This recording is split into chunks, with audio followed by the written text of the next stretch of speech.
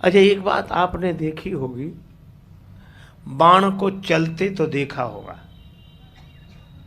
अब आजकल तो धनुष बाण की परंपरा नहीं रही, पर टेलीविजन में, धार्मिक सीरियलों में, रामायण में बाण चलते देखा होगा। अच्छा, अब एक बात हम आपसे पूछते हैं, बाण चलते तो देखा है आपने, पर बाण के पांव देखे हैं? बाण के पांव नहीं है, पर वह चलता है।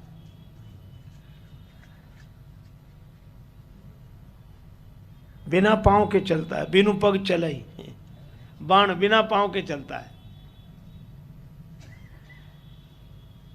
एक सज्जन बोले कि बिना पांव के चल सकता है? हमने कहा बाण तो चलता है। बोले ओ, हमने तो ध्यान नहीं दिया, हमने तो ऐसे तो कई चीजें चलती हैं। किसी के घर कोई मेहमान जाए तो गृह स्वामी बड़े भाव से पूछता है, क्या चलेगा?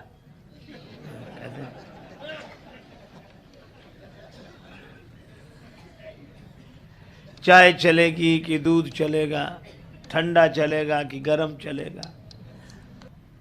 अच्छा, लोग बता देते हैं कि भाई चाय चलेगी, दूध हम नहीं लेते। कुछ लोग कहते चाय हमें अनुकूल नहीं, दूध हम ले लेंगे। पर एक आदमी तो बड़ा विचित्र था, उससे जब पूछा कि क्या चलेगा, दूध की चाय, वो भी कम विचित्र नहीं था। बोला जब तक चाय बने तब तक दूध ले आओ, उसको दोनों ही चलेगा। कई बार लोग ऐसे भी